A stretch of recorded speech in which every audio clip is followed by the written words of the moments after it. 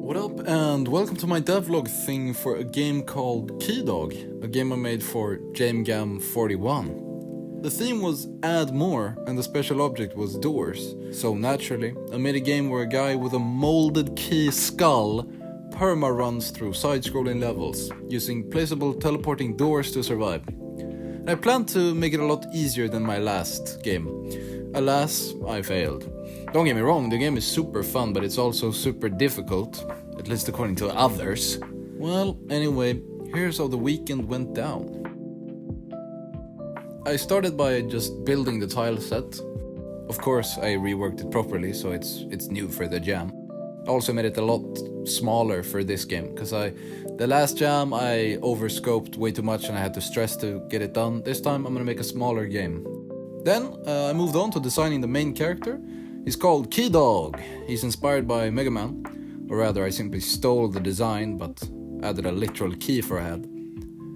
Then I actually set up the Unity project. I added a pixel perfect camera and locked the resolution, or the reference resolution, to 160 x 144. The original Game Boy resolution actually.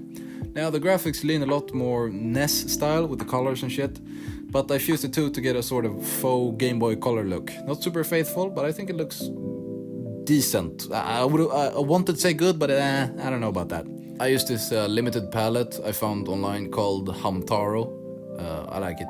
The first gameplay system I built was the player movement. It's not really movement. The character just auto runs in one direction and turns around when hitting a wall. Then I also added the camera panning, so you can actually see shit. Created the wall, the spike wall that forces the player to get Key Dog out of harm's way. And also touched up the tile set a bit further because I wasn't super happy with it. At this point, I wrote a rough game design document and jumped into making the core mechanic, door placement. I experimented with both limited and unlimited door spawns, but I ended up going with unlimited door spawns. You can destroy the old ones though. So that's kind of the key mechanic, destroying and placing doors. I thought the jam theme is add more, so why not just add more? To prevent doors from spawning inside terrain, I ended up creating a kill box beneath the ground, since I couldn't get raycasting to work reliably.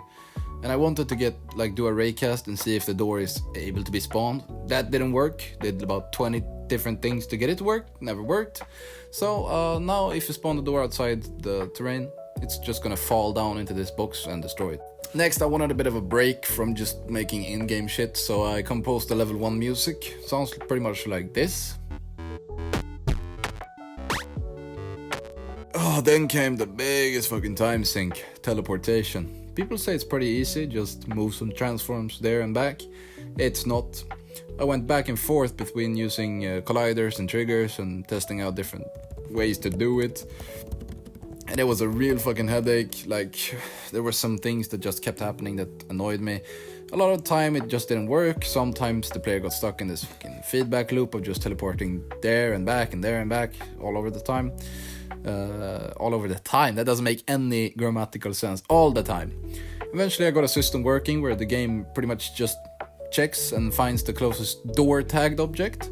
The players then teleported to it using moving the transforms around. And also the direction flips depending on whether or not the new door is in front of the old door or if it's behind. If it's behind, you're gonna flip to walk in that direction. Pretty much, it makes sense. Just look at the screen. It mostly worked, but there was still a bug where you could just spam doors and the player would teleport all through them, like insta teleport to the door, so you can pretty much just spam the doors and just teleport straight to their level. And by about 5:30 a.m. I wrapped up day 1. I also made a few attempts at cover art. These were pretty terrible.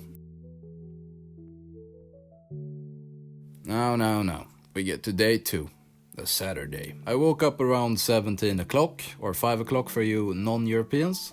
The first thing I did was fix that teleportation spam bug by just adding a global cooldown that checks if the player can teleport or not. Here's the logic for that. If it's on the screen, I don't know, I'm pretty lazy. Then I built most of level 2, this time using the brown and yellow tones. I really love this look, and I actually ended up going with these colors for the itch page and shit. I thought the first level looked pretty bad, but the second level I'm really proud of. And after a while of just designing level 2, I hit a bit of a creative wall. Let me just say, it's super difficult to design levels when the player can't really move. I mean, I can teleport him, but to get him anywhere I have to put a door there, and it has to be pretty big so I can place another door to get him out of there. It's a fucking mess. So designing levels like this was a real challenge, but I think I found a pretty good, level design for level 2. Well, anyways, I hit a creative wall, so I switched gears and made about 8 cover art attempts, and none of them landed. Until I got to number 9, which I actually liked, and I ended up going for that one for the game. At this point, I also set up the itch page. No shit, Sherlock. Anyways, I got it looking good, I'm really proud of it, and I went back to the game.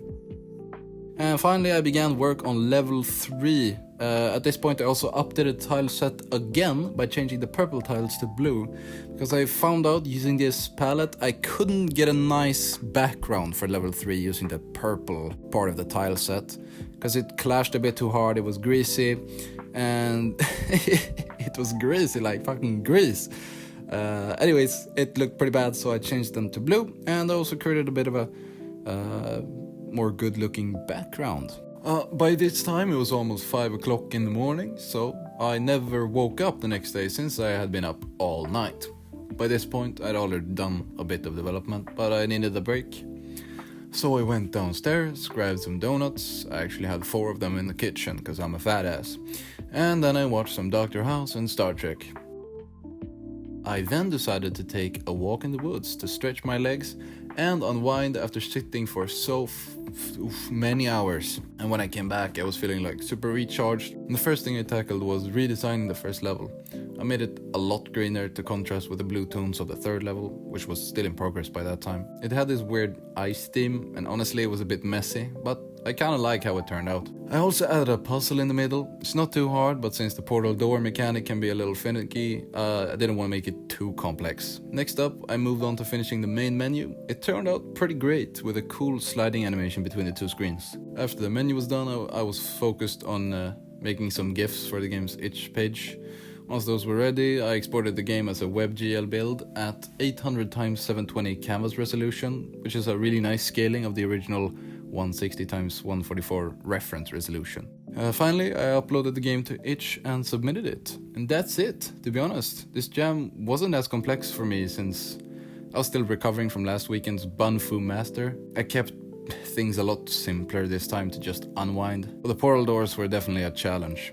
It feels really good to finish something though, and the end product turned out quite polished and actually fun to play. It became a bit more boring for me because I learned every level in and out. But anyway, I'm happy with how it turned out. And that's it for this video. Don't forget to check out KeyDog on itch.io, and don't subscribe, seriously. Just play the game and let me know what you think.